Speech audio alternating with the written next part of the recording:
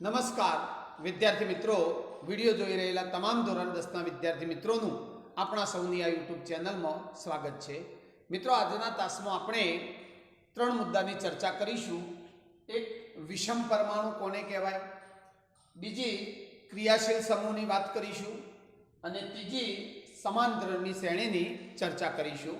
તો સૌથી પહેલા વિષમ પરમાણુ કોને કહેવાય ત્યાંથી આપણે શરૂઆત કરીએ.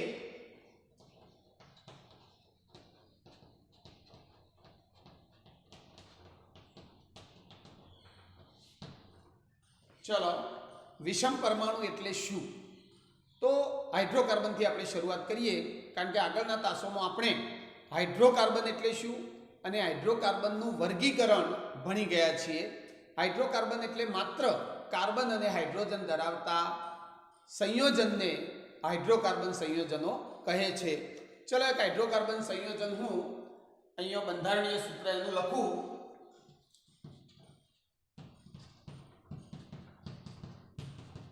आ कया हाइड्रोकार्बननुं बंधारणीय सूत्र छे ए तमे कही शको छो. कारण के जुओ तमे आ हाइड्रोकार्बनमां कार्बन केटला छे? 2 ज.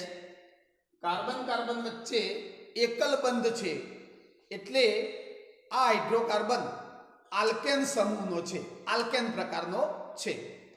हवे 2 कार्बन अने कार्बन कार्बन वच्चे एकल बंध एटले आ हाइड्रोकार्बन थाय इथ वत्ता एन, इथेन. आ इथेननुं बंधारणीय सूत्र छे. चलो, हवे तमे आ इथेनमां जुदा जुदा सहसंयोजक बंध जोई शको छो. कार्बन कार्बन वच्चे पण सहसंयोजक बंध छे अने कार्बन हाइड्रोजन वच्चे पण सहसंयोजक बंध छे. कार्बन कार्बननो बंध थोड़ो वधु प्रबल होय, कारण के 2 सरखा परमाणुओ वच्चे सहसंयोजक बंध बनेलो छे. ज्यारे आ बंध 2 अलग अलग परमाणु वच्चे बनेलो छे एटले आ सहसंयोजक बंध जल्दी तोड़ी शकाय. चलो, हवे आपणे आवुं करीए. आ इथेनमां 6 हाइड्रोजन छे.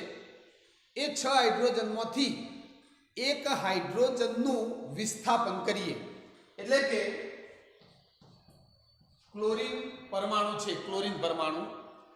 क्लोरीन परमाणु ने आपणे आ कार्बनिक संयोजन में दाखल करिए अने हाइड्रोजन ने अहींथी दूर करिए तो ये विस्थापन प्रक्रिया थई कहेवाय. कार्बनिक हाइड्रोकार्बन में रहेला हाइड्रोकार्बन में रहेला हाइड्रोजननुं विस्थापन अन्य तत्वों वडे करीए छीए. तो हवे आ विस्थापन प्रक्रिया थया पछी तमारू कार्बनिक संयोजन आवु सूत्र धरावतुं थई जाय.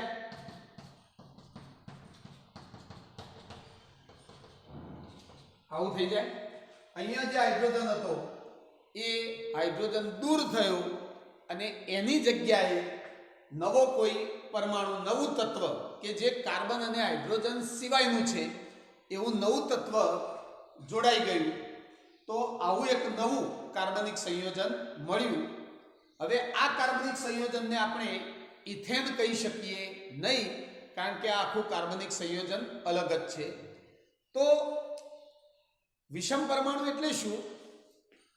हाइड्रोकार्बन संयोजनोमां रहेला हाइड्रोजननुं विस्थापन अन्य कोई परमाणु के तत्व वडे थाय ए परमाणु के तत्व ने विषम परमाणु कहे छे. आ परमाणु ने विषम परमाणु कहेवाय के जे हाइड्रोजन अने कार्बन सिवायनो अन्य परमाणु छे.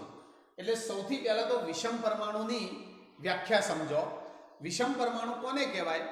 तो हाइड्रोकार्बन श्रृंखलामां एक के तेथी वधु एटले अहींया तमने आ उदाहरणमां एक ज हाइड्रोजननुं विस्थापन थयेलुं जोवा मळे छे. एकथी वधु हाइड्रोजननुं पण विस्थापन थई शके. धारो के 2 हाइड्रोजननुं विस्थापन करी दઈએ क्लोरीन वडे तो आपणने मळी जाय आ प्रमाणेनुं संयोजन. એટલે એક કે તેથી વધુ હાઇડ્રોજનનું વિસ્થાપન જે તત્વ કરશે, જે તત્વ કરે છે એ તત્વને વિષમ પરમાણુ કહે છે.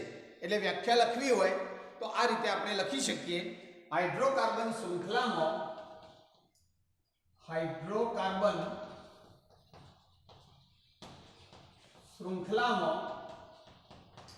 જો આ વિષમ પરમાણુ વાળો પ્રશ્ન 2 ગુણની અંદર પૂછાઈ શકે છે. હાઇડ્રોકાર્બન શૃંખલામાં એક કે તેથી હાઇડ્રોકાર્બન શૃંખલામાં રહેલા એક કે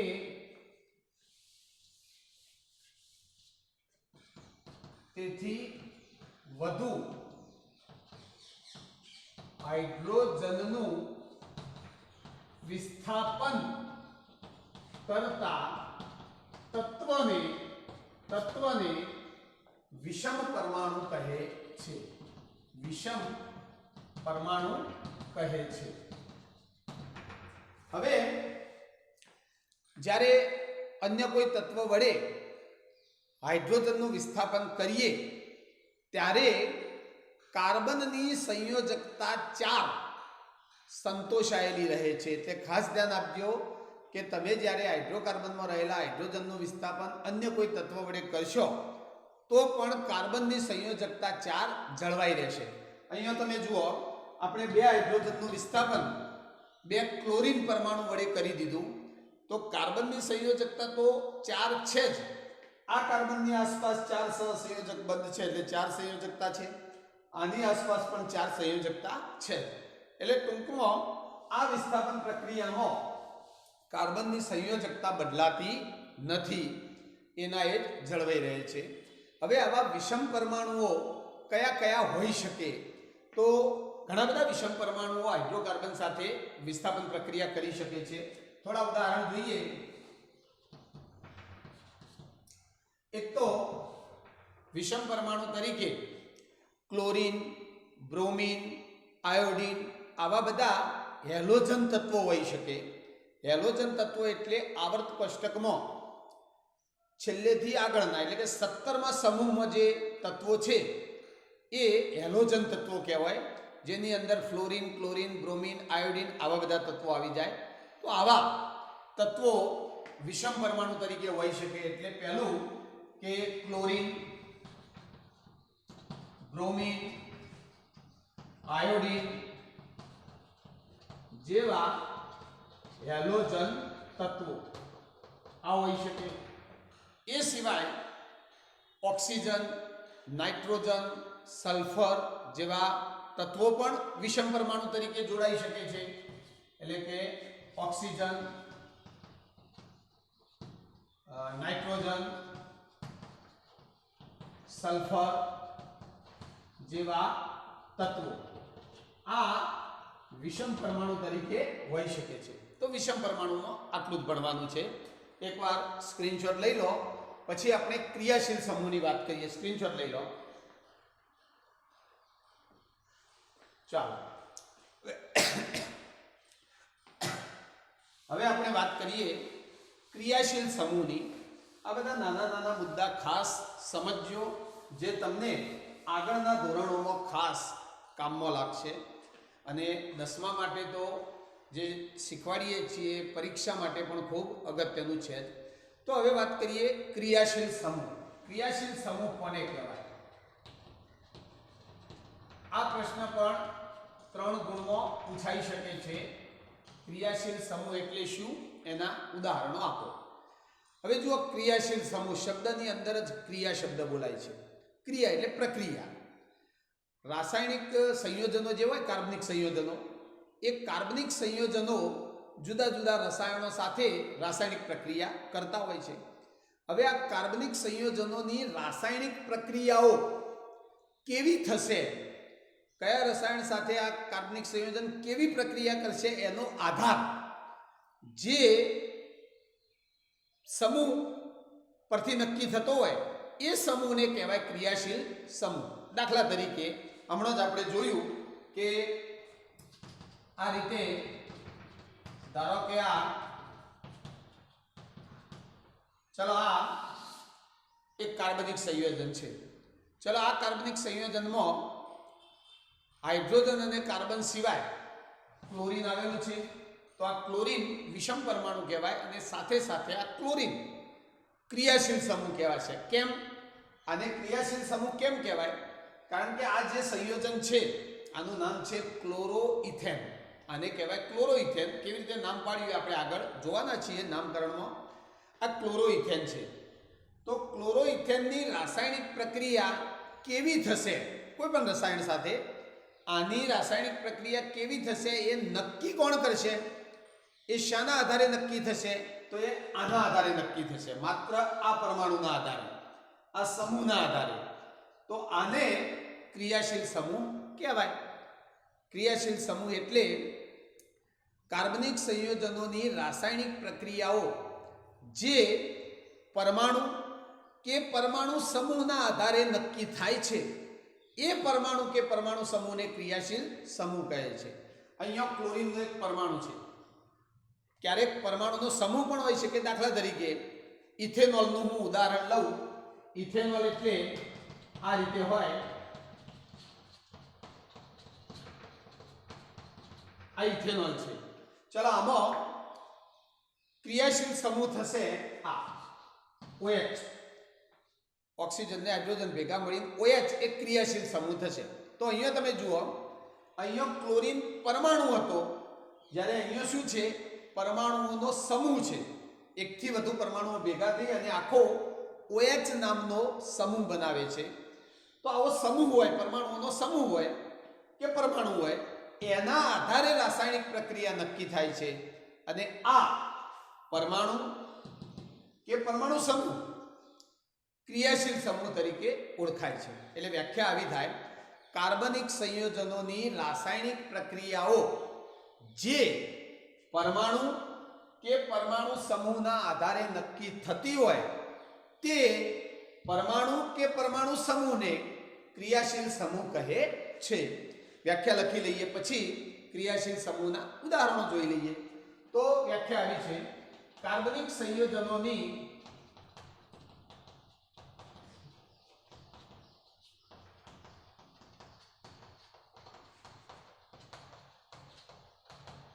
રાસાયણિક પ્રક્રિયાઓ જે પરમાણુ કે પરમાણુ સમૂહ ના આધારે નક્કી થતી હોય તે પરમાણુ કે પરમાણુ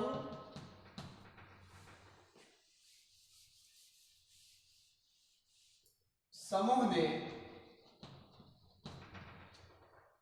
ક્રિયાશીલ સમૂહ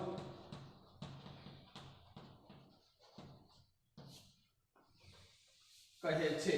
વ્યાખ્યા ખાસ સમજીને યાદ રાખવાની.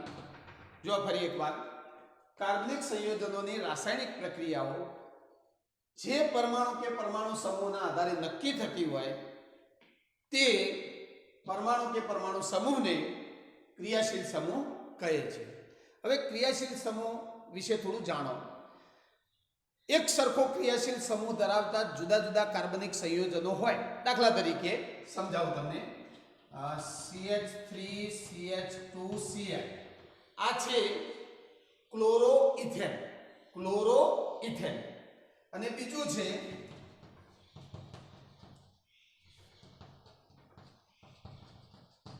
ચલો જુઓ, આ છે ક્લોરોપ્રોપેન.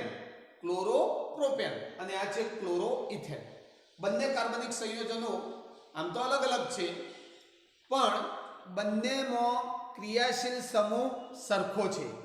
આમાં ક્રિયાશીલ સમૂહ છે ક્લોરીન, આનો ક્રિયાશીલ સમૂહ છે ક્લોરીન જ. તો એક જ સરખો ક્રિયાશીલ સમૂહ ધરાવતા જુદા જુદા કાર્બનિક સંયોજનોના રાસાયણિક ગુણધર્મો સરખા હોય છે. એટલે કે રાસાયણિક પ્રક્રિયાઓ સરખી આપે છે. આની જેવી રાસાયણિક પ્રક્રિયાઓ થશે એવી જ રાસાયણિક પ્રક્રિયાઓ આ સંયોજનની પણ જોવા મળશે. એટલે એક બાબત સમજો કે જુદા જુદા કાર્બનિક સંયોજનોના ક્રિયાશીલ સમૂહ એક જ હોય, સરખા હોય, તો એમની રાસાયણિક પ્રક્રિયાઓ પણ સરખી જોવા મળે છે. અને જો જુદા જુદા કાર્બનિક સંયોજનોના ક્રિયાશીલ સમૂહો જુદા જુદા હોય. દાખલા તરીકે ચલો અહીંયા હું OH લખી દઉં, OH. હવે તમે જુઓ તો આ કાર્બનિક સંયોજનનો ક્રિયાશીલ સમૂહ ક્લોરીન, આ કાર્બનિક સંયોજનનો ક્રિયાશીલ સમૂહ OH અલગ છે. તો આમની રાસાયણિક પ્રક્રિયાઓ પણ જુદી જુદી જોવા મળે છે.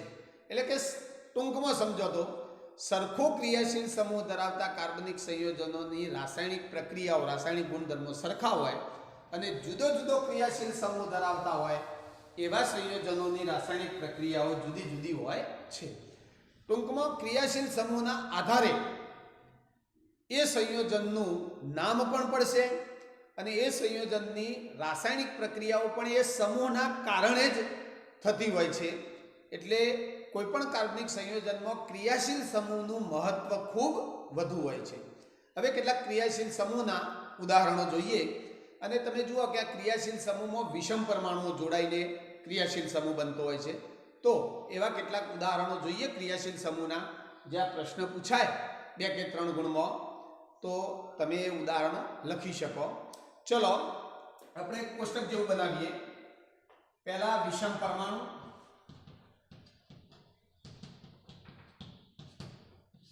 પછી ક્રિયાશીલ સમૂહનું સૂત્ર અને ક્રિયાશીલ સમૂહનું નામ. તો ક્રિયાશીલ સમૂહ અને ક્રિયાશીલ સમૂહનું સૂત્ર અને અહીંયા ક્રિયાશીલ સમૂહનું નામ લખી દઈએ. ચાલો જો હવે ચલો વિષમ પરમાણુ તરીકે હું પહેલા લઉં ક્લોરીન, બ્રોમિન જેવા હેલોજન તત્વો. તો ક્લોરીન લઈએ અથવા બ્રોમિન લઈએ, આવા વિષમ પરમાણુ જોડાયેલા હોય હાઇડ્રોકાર્બન સાથે તો એ ક્રિયાશીલ સમૂહ બની જાય અને એ ક્રિયાશીલ સમૂહનું નામ થાય હેલો સમૂહ. એને કેવો કહેવાય? હેલો સમૂહ. જો સમજો ક્લોરીન, બ્રોમિન, આયોડીન આ બધા તત્વો કેવા છે? હેલોજન તત્વો. આ બધા તત્વો કેવા છે? હેલોજન તત્વો. જ્યારે એ ક્રિયાશીલ સમૂહ બની જાય એટલે એમનું નામ, એ સમૂહનું નામ હેલો તરીકે બોલાય. જેમ કે હેલો એટલે બધાને લાગુ પડે છે. તમારે ક્લોરીનનું નામ બોલવું હોય તો ક્લોરીન જ્યારે ક્રિયાશીલ સમૂહ તરીકે જોડાયેલો હોય ત્યારે એને બોલાય ક્લોરો. જે રીતે હેલો એ રીતે ક્લોરો. બ્રોમિન હોય તો બ્રોમો, આયોડીન હોય તો આયોડો, આ રીતે બોલાય. જે તમે આગળ નામકરણમાં ડિટેલમાં જોશો ત્યારે વધુ ખ્યાલ આવશે. તો આ હેલો સમૂહ કહેવાય. અને હેલો સમૂહનું સૂત્ર તો એમાં લીટી કરીને ક્લોરીન લખવાનો, બ્રોમિન હોય તો લીટી કરીને Br લખી શકો, આ રીતે લખવાનું. આ લીટી કેમ કરીએ છીએ? આ લીટી દર્શાવે છે કે આ ક્લોરીન પરમાણુ, આ લીટી એટલે સહસંયોજક બંધ બતાવે છે. સહસંયોજક બંધથી કાર્બન સાથે જોડાયેલો છે.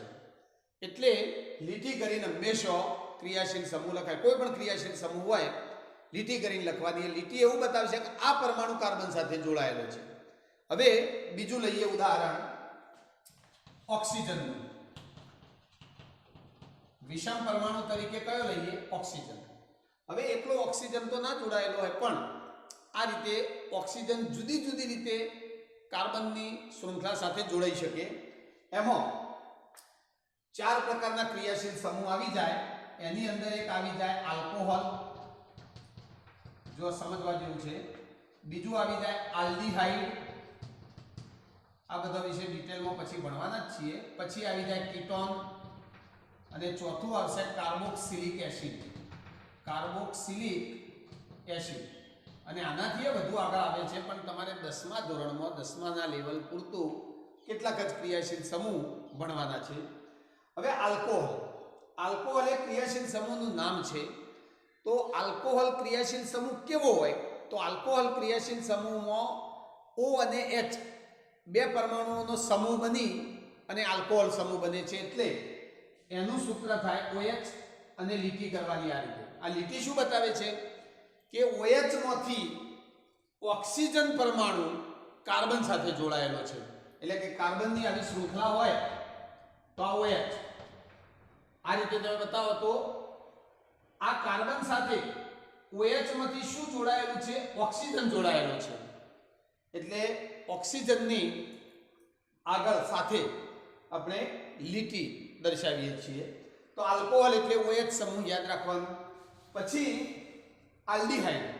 આલ્ડીહાઇડ એટલે કાર્બન શૃંખલા સાથે CHO જોડાયેલો હોય. આ રીતે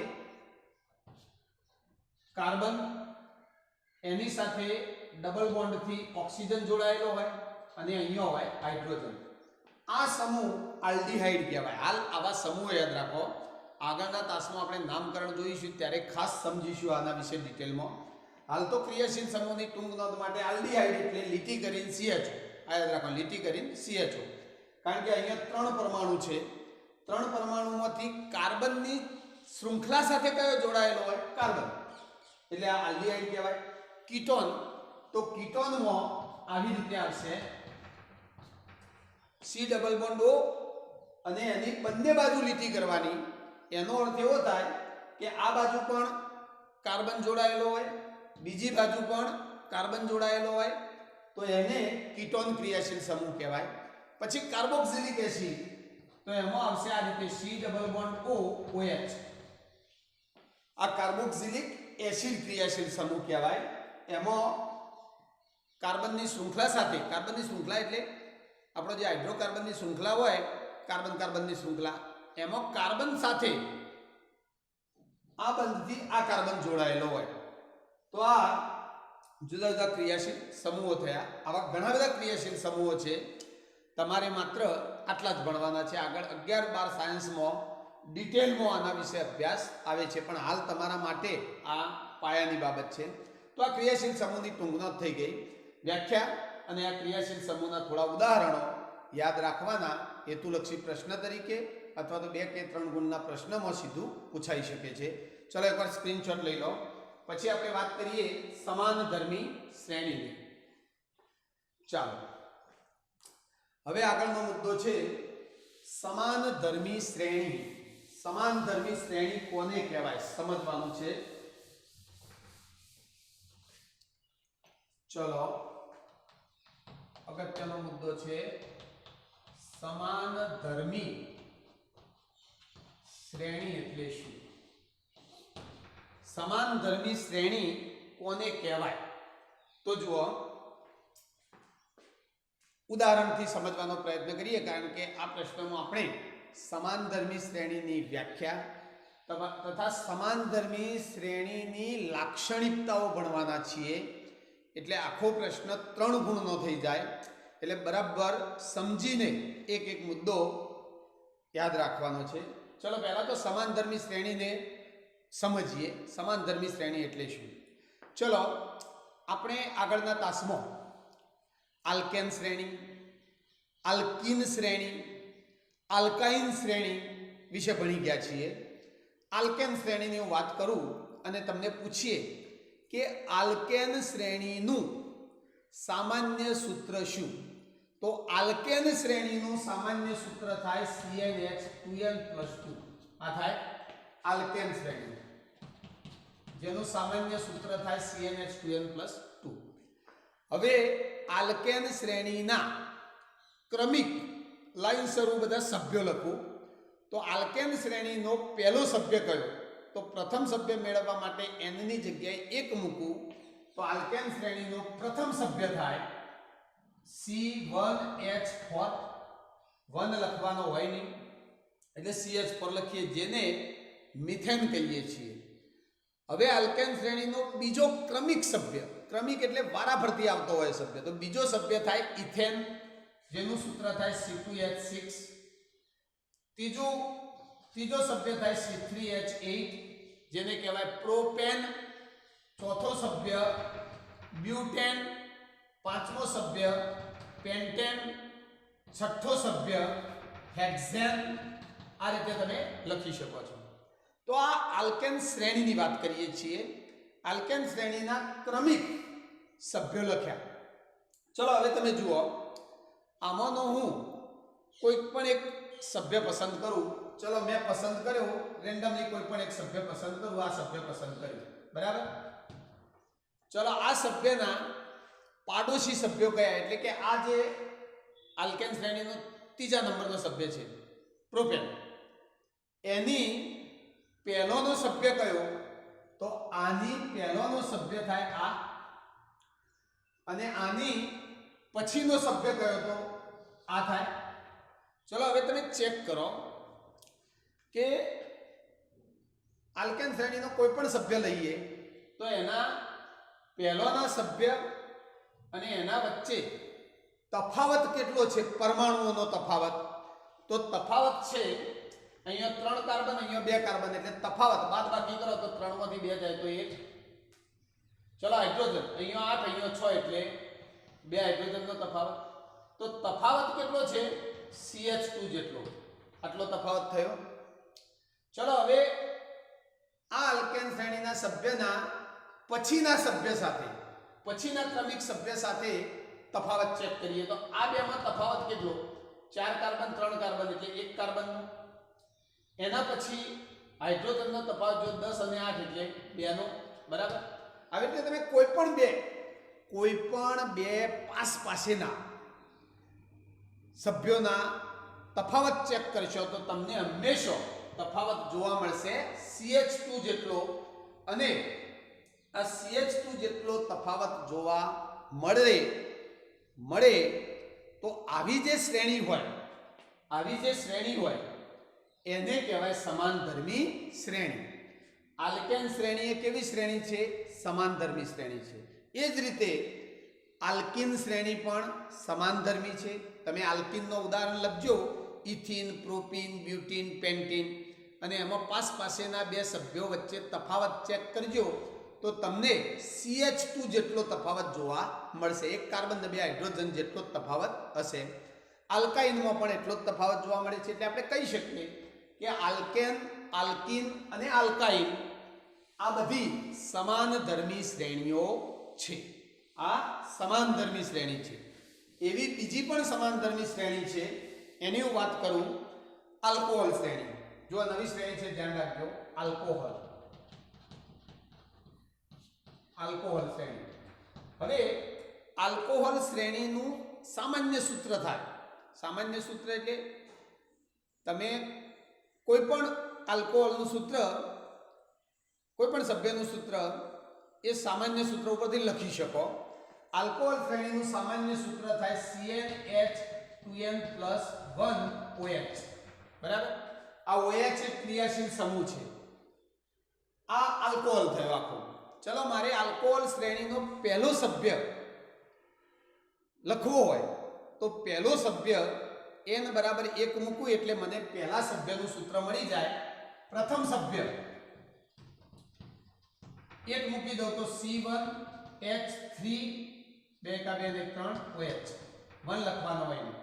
આ પહેલો સભ્ય થયો જેનું નામ છે મિથેનોલ. મિથેનોલ કેવી રીતે નામ પડી જુઓ, 1 કાર્બન છે એટલે મિથ, બરાબર. 1 કાર્બન છે એટલે મિથેન વત્તા OH. OH એટલે આલ્કોહોલ સમૂહ છે, અને આલ્કોહોલ સમૂહમાં કયો પ્રત્યય લાગશે, ઓલ, એટલે આને કહેવાય મિથેનોલ. મિથેનોલ, મિથ વત્તા એન વત્તા ઓલ એટલે મિથેનોલ. તો આ પહેલો સભ્ય થયો મિથેનોલ. ચલો હું આલ્કોહોલ શ્રેણીનો બીજો સભ્ય લખું. બીજો સભ્ય 2 મૂકી દઉં તો C2H5OH.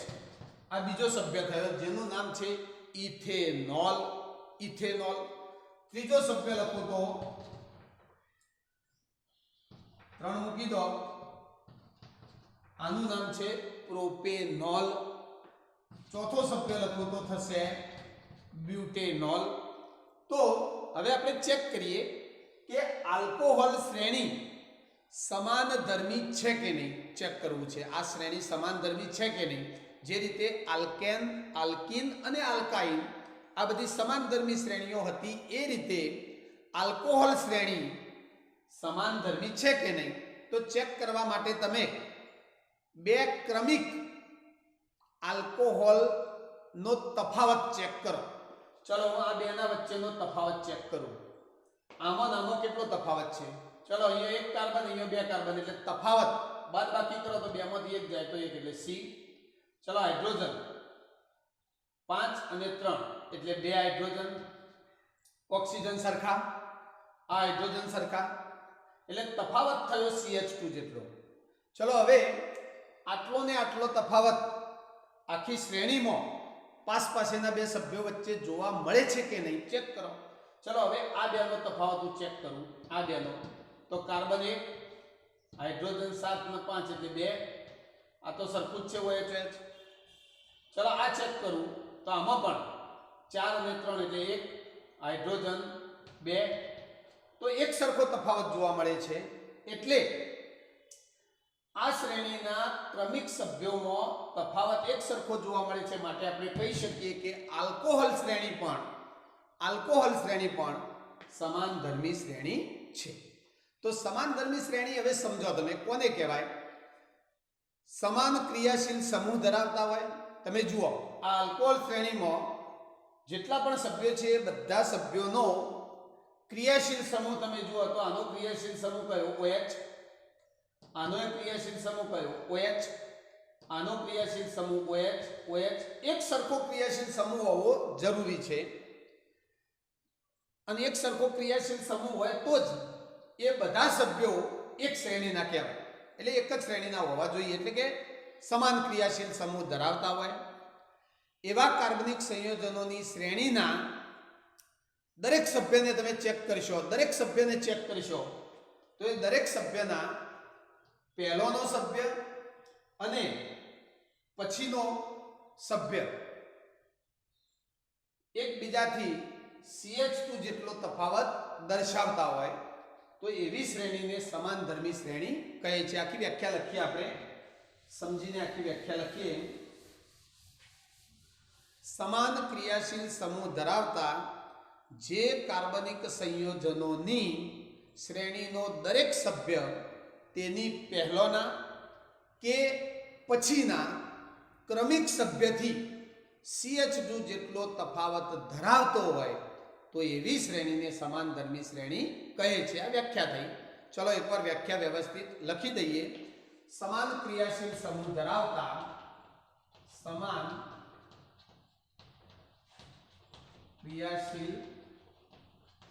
ધરાવતા જે કાર્બનિક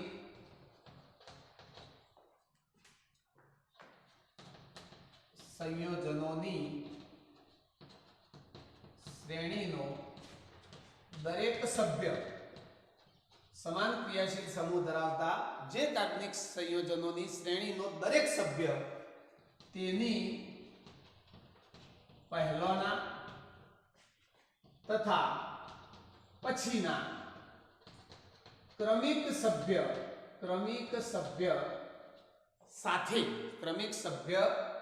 સાથે અથવા ક્રમિક સભ્યથી CH2 જેટલો તફાવત ધરાવતો હોય તો તેવી શ્રેણીને સમાનધર્મી શ્રેણી કહે છે. બરાબર સમજો. સમાનધર્મી શ્રેણી એટલે કાર્બનિક સંયોજનોની એવી શ્રેણી કે જે શ્રેણીનો દરેક સભ્ય એના પહેલોના સભ્ય તથા એના પછીના ક્રમિક સભ્યથી CH2 જેટલો તફાવત ધરાવતો હોય તો એવી શ્રેણીને આપણે સમાનધર્મી શ્રેણી કહીએ છીએ. હવે સમાનધર્મી શ્રેણીની લાક્ષણિકતાઓ જોવાની છે કે આ શ્રેણીમાં કોઈ પણ સમાનધર્મી શ્રેણી હોય એમાં કેવા લક્ષણો હોય, એ લાક્ષણિકતાઓ જોઈએ આપણે. તો ચલો હવે જોઈએ લાક્ષણિકતાઓ. એટલે આખો પ્રશ્ન તૈયાર થાય તમારે. ચલો પહેલી લાક્ષણિકતા તમે જો કોઈ પણ સમાનધર્મી શ્રેણી હોય, આલ્કેન હોય, આલ્કીન હોય કે આલ્કાઇન હોય કે આલ્કોહોલ હોય કે એના સિવાય કોઈ અન્ય પણ હોઈ શકે, તો સમાનધર્મી શ્રેણીના દરેક સંયોજનમાં રહેલા તત્વો અને ક્રિયાશીલ સમૂહ સરખા હોય છે. પહેલું તો સમાનધર્મી શ્રેણીમાં રહેલા દરેક સભ્યોની અંદર તમે ચેક કરશો, તત્વો ચેક કરો તો તત્વો સરખા હોય, ક્રિયાશીલ સમૂહ ચેક કરો તો એ પણ સરખા હોય. એટલે કે દરેક સંયોજનમાં રહેલા, પહેલું જોજો એક એક લાક્ષણિકતાઓ સમજતા જઈશું, લખતા જઈશું. દરેક સંયોજનમાં રહેલા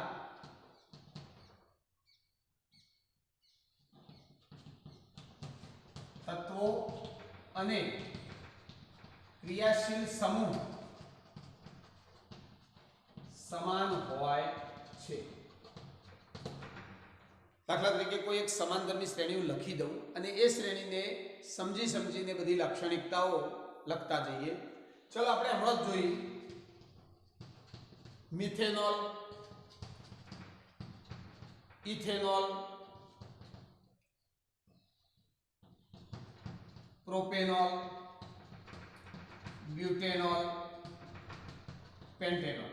આ સમાનધર્મી શ્રેણી છે અને આ શ્રેણીનું નામ છે આલ્કોહોલ શ્રેણી. ચલો તમે જુઓ, આ શ્રેણીમાં સંયોજનમાં રહેલા તત્વો જુઓ. ચલો મિથેનોલમાં કયા કયા તત્વો છે? 3 તત્વો છે, કાર્બન, હાઇડ્રોજન અને ઓક્સિજન. 3 તત્વો જ છે, 3 પ્રકારના તત્વો છે. તો આ શ્રેણીના દરેક સંયોજનમાં તમે જુઓ તો 3 જ તત્વો છે. આમાં પણ જુઓ તો કાર્બન, હાઇડ્રોજન, ઓક્સિજન, આમાં પણ કાર્બન, હાઇડ્રોજન, ઓક્સિજન.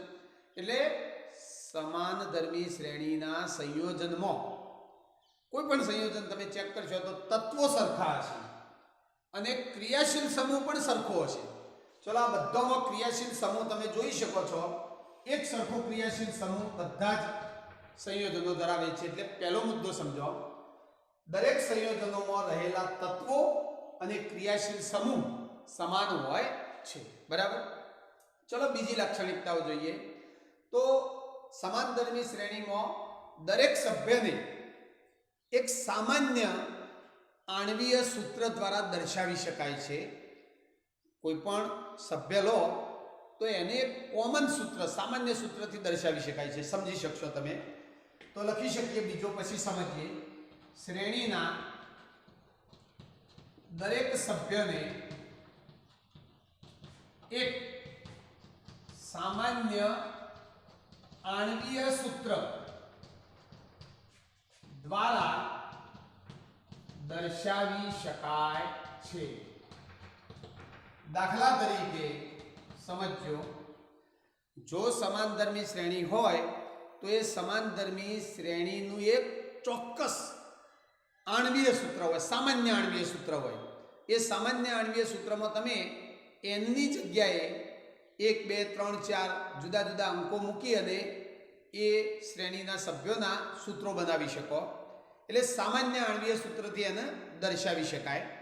જેમ કે દાખલા તરીકે સમજો, આલ્કેન શ્રેણી એ પણ સમાનધર્મી છે. દાખલા તરીકે આલ્કેન, તો આલ્કેન શ્રેણીનું સામાન્ય આણ્વીય સૂત્ર કયું? તો આપણે જોયું તો આગળના તાસમાં, આલ્કેન શ્રેણીનું સામાન્ય આણ્વીય સૂત્ર થાય CnH2n+2. બરાબર. તો જે શ્રેણીને આવા સામાન્ય આણ્વીય સૂત્રથી લખી શકાય, દર્શાવી શકાય, એ શ્રેણી સમાનધર્મી જ હોય. એટલે આલ્કેન હોય તો આવું થાય. પછી આલ્કીન, તો આલ્કીનનું સામાન્ય સૂત્ર હતું CnH2n. પછી આલ્કાઇન, તો એનું સામાન્ય સૂત્ર CnH2n-2 હતું. પછી આપણે એક સાયક્લો આલ્કેનની વાત કરતા હતા. સાયક્લો આલ્કેન, આલ્કેન ખરા, કાર્બન કાર્બન વચ્ચે એકલ બંધ હોય પણ ચક્રીય હોય, એને સાયક્લો આલ્કેન કહેવાય. તો એવા સાયક્લો આલ્કેન નું સામાન્ય સૂત્ર થાય CnH2n. આપણે યાદ રાખજો, તુલસી માટે પણ કામમાં લાગી શકે. સાયક્લો આલ્કેન કાલે આગળના તાસમાં જોયું હતું, સાયક્લોપ્રોપેન, સાયક્લોબ્યુટેન, સાયક્લોપેન્ટેન, સાયક્લોહેક્ઝેન. તો આ સાયક્લિક છે અને કાર્બન કાર્બન વચ્ચે એકલ બંધ છે, એમનું સામાન્ય સૂત્ર થાય CnH2n. પછી આલ્કોહોલ હોય, એને પણ આપણે લખીએ આલ્કોહોલ, જેની હાલ વાત કરીએ છીએ. તો આલ્કોહોલનું પણ સામાન્ય સૂત્ર છે CnH2n+1OH. તો બીજી લાક્ષણિકતા છે કે શ્રેણીના દરેક સભ્યને એક સામાન્ય આણ્વીય સૂત્ર દ્વારા દર્શાવી શકાય છે. એટલે કે આવા સામાન્ય આણ્વીય સૂત્રો દ્વારા જે શ્રેણીના બધા સભ્યો દર્શાવી શકાતા હોય એ સમાનધર્મી શ્રેણી હોય. પછી ત્રીજી લાક્ષણિકતા છે કે કોઈ પણ સમાનધર્મી શ્રેણી હોય એના બે ક્રમિક સભ્યો વચ્ચે, ક્રમિક સભ્યો એટલે પાસેના સભ્યો વચ્ચે તફાવત કેટલો હોય? CH2 જેટલો હોય. એટલે લખી શકીએ ત્રીજો કે શ્રેણીના બે ક્રમિક સભ્યો વચ્ચે CH2 જેટલો તફાવત હોય છે. આપણે જુદી જુદી શ્રેણીઓમાં ચેક કર્યું કે પાસેના બે ક્રમિક સભ્યો વચ્ચે તફાવત હોય CH2 જેટલો, એક કાર્બન અને બે હાઇડ્રોજન જેટલો હોય. બરાબર. એના ઉપરથી જ, આ મુદ્દાના ઉપરથી જ એક નવી લાક્ષણિકતા છે કે શ્રેણીના બે ક્રમિક સભ્યો વચ્ચે આણ્વીય દળમાં કેટલો તફાવત હોય? આણ્વીય દળ અણુભારમાં તો વિચારો તફાવત હોય CH2 જેટલો, CH2 જેટલો તફાવત હોય તો આણ્વીય દળમાં કેટલો તફાવત થાય? તો CH2 નું આણ્વીય દળ શોધી કાઢો. કાર્બનનું આણ્વીય દળ થાય 12 વત્તા હાઇડ્રોજનનું 1, પણ એવા તફાવતમાં કેટલા હાઇડ્રોજન છે? 2 હાઇડ્રોજન. તો વત્તા 2 એકા 2 એટલે 2, તો કુલ 14 યુનિટ થાય. એટલે કે કોઈ પણ સમાનધર્મી શ્રેણીના, સમજો, કોઈ પણ સમાનધર્મી શ્રેણીના બે ક્રમિક સભ્યો વચ્ચે આણ્વીય દળનો તફાવત, અણુભારનો તફાવત 14 જેટલો જ હોય. કારણ કે એ બે સભ્યો વચ્ચે CH2 જેટલો તફાવત હોય અને CH2 જેટલો તફાવત હોય એટલે 14 જેટલું આણ્વીય દળ બદલાતું હોય. આણ્વીય દળનો તફાવત 14 યુનિટ થાય. એટલે આ એક મુદ્દો લખી શકીએ કે શ્રેણીના બે ક્રમિક સભ્યો વચ્ચે આણ્વીય દળનો તફાવત 14 યુનિટ જેટલો હોય છે. બરાબર. 4 લાક્ષણિકતાઓ થઈ. ચલો પાંચમી લાક્ષણિકતા જોઈએ. તો કોઈ પણ સમાનધર્મી શ્રેણી હોય એ શ્રેણીના બધા સભ્યોના નામકરણ કરીએ ત્યારે, જ્યારે નામ બોલીએ ત્યારે એ નામની અંદર કોઈ પૂર્વર્ગ બોલાતો હોય કે પ્રત્યય બોલાતો હોય તો એ સરખો જ લાગે. પૂર્વર્ગ અને પ્રત્યય વિશે આગળના નવા તાસમાં આપણે જોવાના છીએ.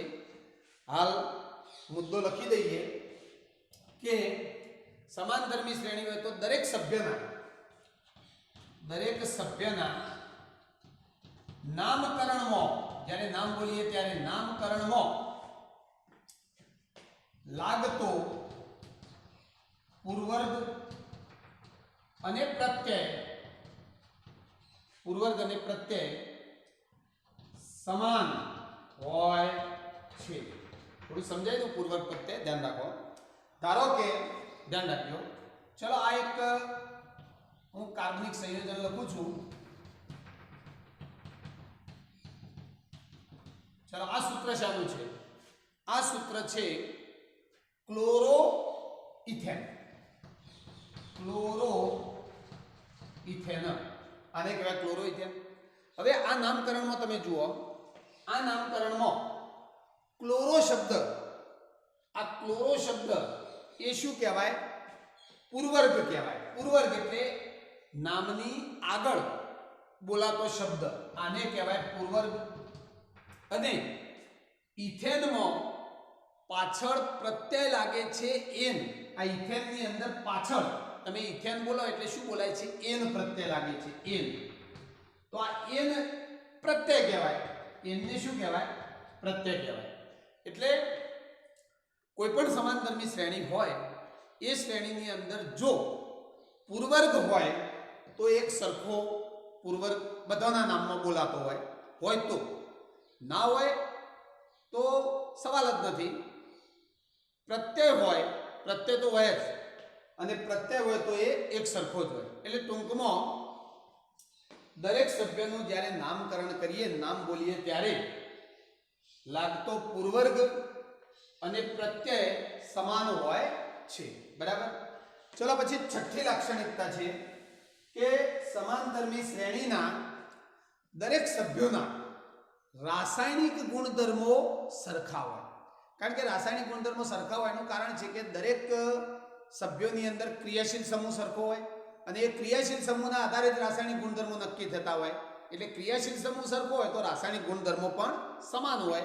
એટલે આગળનો મુદ્દો લખી શકીએ છીએ કે શ્રેણીના દરેક સભ્યોના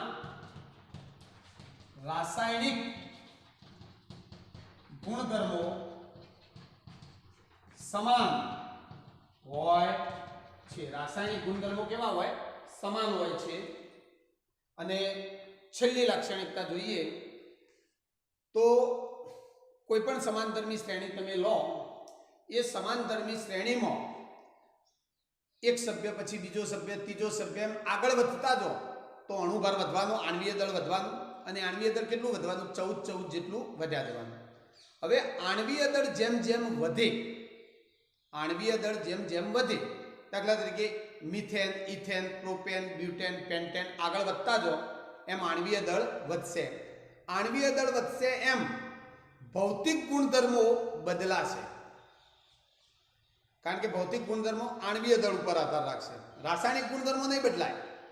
કોઈ પણ સમાનધર્મી શ્રેણીના બધા સભ્યોના રાસાયણિક ગુણધર્મો સરખા હોય પણ ભૌતિક ગુણધર્મો બદલાય.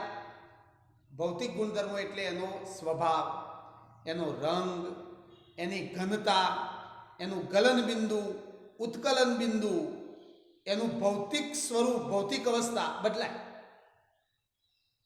અને એ બદલાવાનું કારણ છે આણ્વીય દળ વધે છે એટલે. તો શ્રેણીમાં જેમ આણ્વીય દળ વધે તેમ ભૌતિક ગુણધર્મો બદલાય છે, પણ એ ભૌતિક ગુણધર્મોમાં પણ ક્રમબદ્ધતા જોવા મળે છે. કોઈ પણ શ્રેણી લેશો, આલ્કેન શ્રેણી લો, આલ્કીન લો, આલ્કાઇન લો કે આલ્કોહોલ શ્રેણી લો, બધાની અંદર તમે જેમ જેમ આગળના સભ્યોમાં જશો એમ ભૌતિક ગુણધર્મો બદલાશે, પણ એમાં એક ક્રમબદ્ધતા હોય. અને એ ભૌતિક ગુણધર્મો કેવા બદલાય એની વાત કરીએ, પછી છેલ્લો મુદ્દો લખી દઈએ. દાખલા તરીકે આ છે મિથેન, આ મિથેન, આ છે ઇથેન, આ છે પ્રોપેન, આ બ્યુટેન. બરાબર? તમે જુઓ ક્રમિક સભ્યો મેં લખ્યા છે આલ્કેન શ્રેણીના, અને આલ્કેન એ સમાનધર્મી શ્રેણી છે. તો આલ્કેનમાં જેમ જેમ આગળ વધીએ એમ અણુભાર વધતો જાય છે, આણ્વીય દળ વધે છે. આનું આણ્વીય દળ થાય, આણ્વીય દળ તમે ગણી શકો છો, કાર્બનનું આણ્વીય દળ 12, હાઇડ્રોજનનું 1, એવા 4 હાઇડ્રોજન છે એટલે કુલ આણ્વીય દળ કેટલું થાય? 12 + 4 16 થાય. ચલો આનું આણ્વીય દળ ગણો. એક કાર્બનનું 12 તો બે કાર્બનનું 12 = 24, 24 અને 6 30 થાય. આનું આણ્વીય દળ તમે ગણો તો થશે 44. આનું આણ્વીય દળ થશે 58. તમે જુઓ આણ્વીય દળનો વધારો ક્રમબદ્ધ છે. અહીંથી અહીંયા જઈએ એટલે કેટલું વધ્યું? +14, 14 જેટલું ઉમેરાય. અહીંથી અહીંયા જો તો +14, અહીંથી અહીંયા જઈએ તો +14. એટલે આણ્વીય દળ વધતું જાય છે અને એના કારણે ભૌતિક ગુણધર્મો બદલાય. તમે જુઓ કોઈ પણ શ્રેણીનો જે શરૂઆતનો સભ્ય હોય એની ભૌતિક અવસ્થા વાયુ હોય. બરાબર? વાયુ હોય.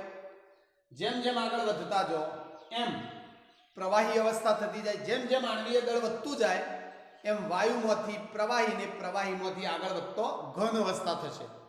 એટલે મિથેન, ઇથેન, પ્રોપેન આ બધા વાયુ અવસ્થામાં છે. બ્યુટેન પણ વાયુ અવસ્થામાં છે, પણ એનાથી આગળ જઈએ પેન્ટેન, હેક્ઝેન એ બધા પાછા કેવા? પ્રવાહી અવસ્થામાં હોય. અને એનાથી આગળ જો તમે 10-12 કાર્બન વાળો આલ્કેન લખો તો એ કેવા સ્વરૂપમાં હોય? ઘન સ્વરૂપમાં પણ હોઈ શકે છે આગળ બહુ જઈએ તો. એટલે ક્રમબદ્ધ રીતે ભૌતિક ગુણધર્મો બદલાય. પછી એમના ગલન બિંદુ, ઉત્કલન બિંદુ જુઓ તો એ પણ જેમ આણ્વીય દળ વધે એમ વધતા જાય, એમની ઘનતા પણ વધતી જાય. આ બધા ભૌતિક ગુણધર્મો છે. ઘનતા, ગલન બિંદુ, ઉત્કલન બિંદુ, ભૌતિક અવસ્થા, આ બધા ભૌતિક ગુણધર્મો એ ક્રમબદ્ધ રીતે બદલાતા જાય. જ્યારે રાસાયણિક ગુણધર્મો સરખા જ રહેશે. એટલે છેલ્લી લાક્ષણિકતા આપણે લખી શકીએ આ રીતે કે શ્રેણીમાં જેમ આણ્વીય દળ વધે, જો લખી દઈએ, શ્રેણીમાં જેમ આણ્વીય દળ વધે, આણ્વીય દળ વધે તેમ ભૌતિક ગુણધર્મોમાં ક્રમબદ્ધતા જોવા મળે છે અને ભૌતિક ગુણધર્મો બદલાય છે. ભૌતિક ગુણધર્મો બદલાય અને ક્રમબદ્ધ રીતે બદલાય. જ્યારે આ રાસાયણિક ગુણધર્મો સમાન જોવા મળે છે. જ્યારે રાસાયણિક ગુણધર્મો સમાન રહે છે. બરાબર? તો આ રીતે સમાનધર્મી શ્રેણીની આ બધી લાક્ષણિકતાઓ છે અને કોઈ પણ સમાનધર્મી શ્રેણી હોય એમાં આવા બધા લક્ષણો આપણને જોવા મળતા હોય છે. અને આવી ઓર્ગેનિક કેમિસ્ટ્રીમાં ઘણી બધી સમાનધર્મી શ્રેણીઓ છે. આપણે ભણીએ છીએ આલ્કેન, આલ્કીન, આલ્કાઇલ, આલ્કોહોલ, આ બધી સમાનધર્મી શ્રેણીના ઉદાહરણો છે. હવે નવા તાસમાં આપણે કાર્બનિક સંયોજનોના નામકરણની વાત કરીશું કે કોઈ પણ કાર્બનિક સંયોજન હોય એનું નામ નિયમ પ્રમાણે કેવી રીતે બોલવું એની વાત કરીશું. ચલો સ્ક્રીનશોટ લઈ લો. આખો 3 ગુણનો આ પ્રશ્ન છે. સ્ક્રીનશોટ લઈ લો.